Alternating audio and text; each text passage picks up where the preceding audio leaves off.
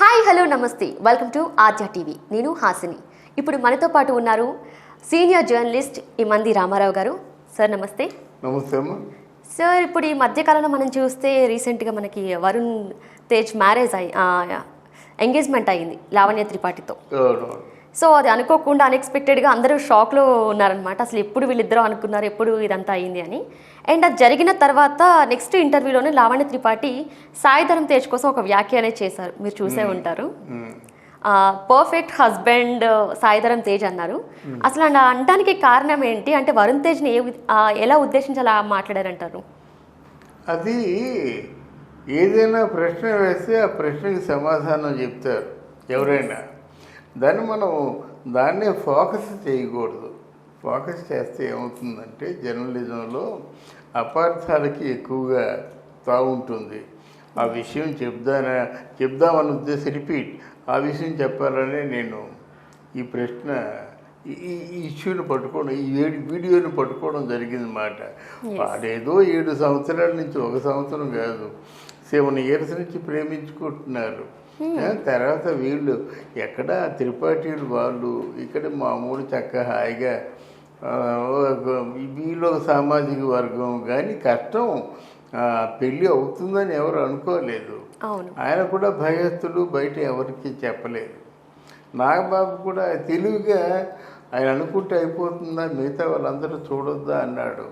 So ఇన్ని అరిష్టాలు దాటి నిశ్చితార్థం వరకు వచ్చిందంటే దాన్ని మనం అందరూ కూడా చాలా హ్యాపీగా ఫీల్ అవ్వాలి. ఒకటి. 2,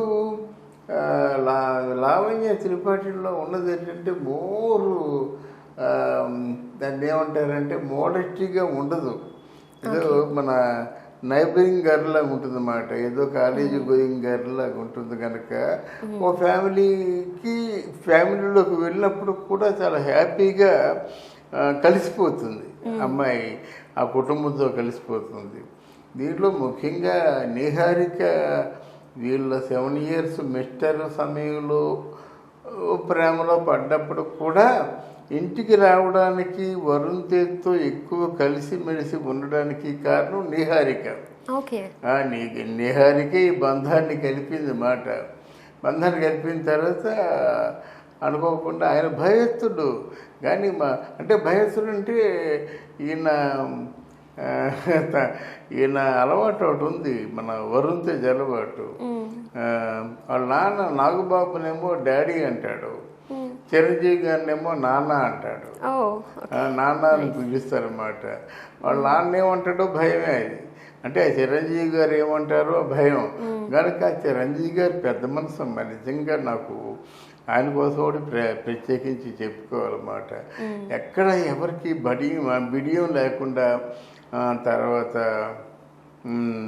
అంటే మీరు హ్యాపీగా ఉండండి అని లావణ్య అసలు ఒక మాట చెప్పారనుకుంటున్నాను, చెప్పలేకపోతున్నాను, చెప్పంటావు అని అడిగి నీ నవ్వు చాలా బాగా ఉంటుంది, నువ్వు చాలా క్యూట్గా ఉంటావు అంటే ఏమిటి అలా కలుపుకోవడం మాట. అలాగే తర్వాత వరుణ్ తేజ్ని కూడా వాళ్ళందరూ కుటుంబం అందరూ కలుపుకొని పోయి ఆ చిరంజీవి గారి భార్య ఆ పెళ్లి కొడుకుని చేసినప్పుడు దగ్గరగా ఉండి ఇవన్నీ కూడా చాలా మంచి శకునాలు అన్నమాట. ఇక్కడ ఈ వీడియోకి ఇంత చక్కగా ఇంత హ్యాపీగా వాళ్ళందరూ ఉన్నప్పుడు హస్బెండ్కి ఎవరు మన సాయి ధర్మ తేజ్ పెర్ఫెక్ట్ అని అని చెప్పడం అది కరెక్ట్. ఒక్క పాయింట్ పట్టుకుని చాలా మంది ట్రోల్స్ చేస్తున్నారు కూడా. ఎందుకంటే డివోర్స్ ఎప్పుడు, నీకు బ్రదర్ అవుతాడు, సరే వదిలేస్తున్నాం అని చెప్పి చాలా రాంగ్ కామెంట్స్ చేస్తున్నారు. అది మనం ఎప్పుడు కూడా కాంట్రవర్సీస్ అంటే కాంట్రవర్సీస్ వెళ్ళాం. వెళ్ళామంటే చాలా ధైర్యంగా వెళ్తాం, సాక్ష్యాలు ఆధారాలతో వెళ్తాం అన్నమాట. కానీ సహజంగా దాన్ని నేను ఎంకరేజ్ చేయను అన్నమాట. తర్వాత ఇట్లాంటివి ఉండడం వల్ల ఏమవుతుందంటే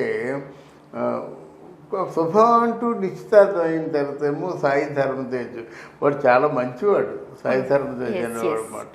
కనుక ఎవరికి కూడా ఏ ఫీలింగ్ లేదు. సాయి ధర్మ తేజ్ చాలా మంచివాడిని వరుణ్ తేజే చెప్పాడు.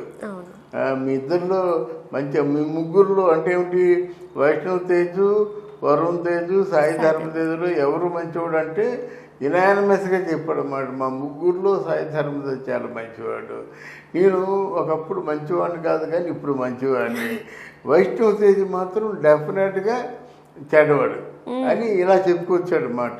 సో అంటే ఓవరాల్ కంటే ఆయన పట్ల ఒక మంచి ఇంప్రెషన్తో ఉన్నప్పుడు ఇదేంటి పట్టించుకోలేదు, కానీ అమ్మో వాడా అనుకున్నాను అనుకోండి, అప్పుడు ఈ మాట ఈ తాలూకు ఈ నింద ఇట్లాంటివన్నీ పెద్దవి అవుతాయి కదా, ఈ రూమర్లు అవి పెద్దవి అవుతాయి కనుక అట్లాంటి వాటికి ఇప్పటితో స్వస్తి చెప్పాలి.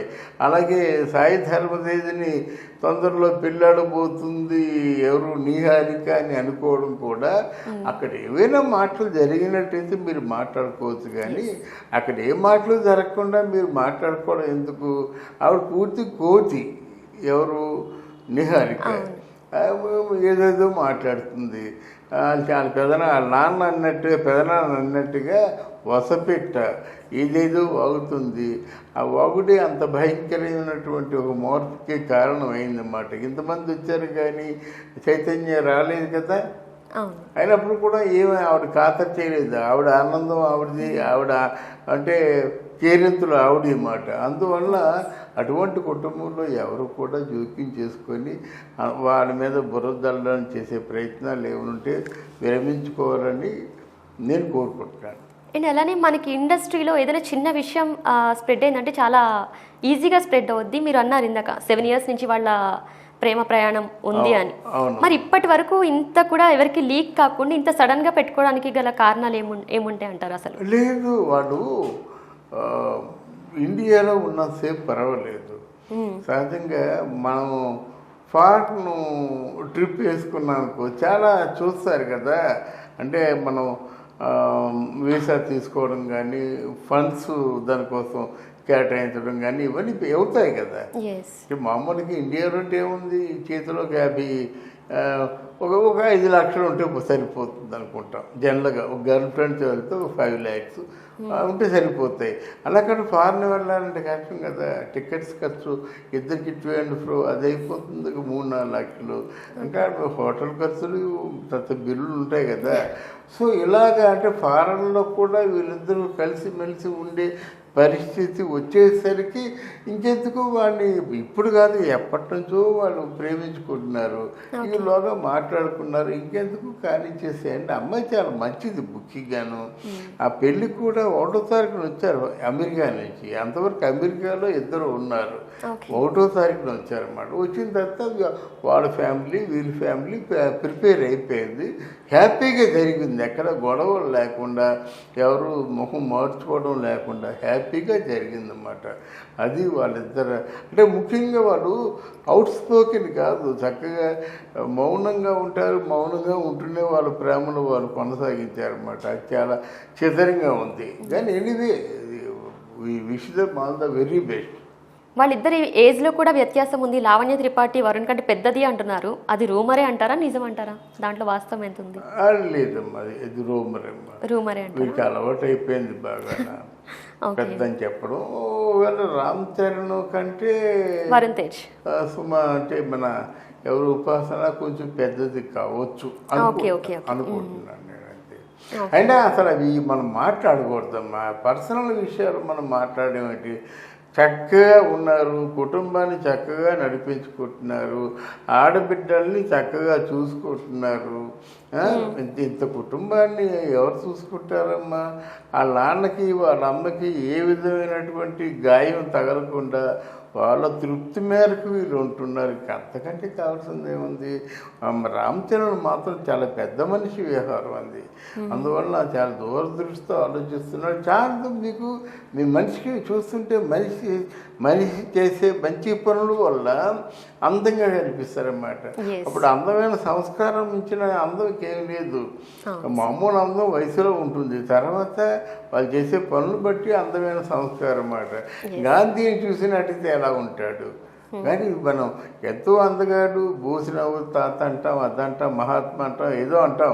ఎందుకంటే ఆయన మొత్తం భారతదేశాన్ని కదిలించి భారతదేశానికి ఏమో స్వతంత్రం తీసుకొచ్చాడు కాబట్టి ఆ సంస్కారంలోంచి చూస్తున్న అందం అంత బాగా ఉంటాడన్నమాట. నెహ్రూ గారు కానీ గాంధీ కానీ పెద్దవారందరూ సుభాష్ చంద్రబోసు టక్మని చూడగానే ఆ చరిత్ర కనిపించి మనకు అందం అనిపిస్తుంది. కనుక డెఫినెట్గా అంటే ఆ అందం కాకుండా మనో సౌందర్యాన్ని చూస్తే బాగుంటుంది, కానీ అందం చూస్తే తాత్కాలికమే. Yes sir okay sir, right, thank you so much. Thank you అమ్మా, థ్యాంక్ యూ వెరీ మచ్. చూసారు కదా, ఇది వాళ్ళ గుడ్ షో. సో నెక్స్ట్ షోలో మళ్ళీ కలుద్దాం. చూస్తూనే ఉండండి ఆద్య టీవీ.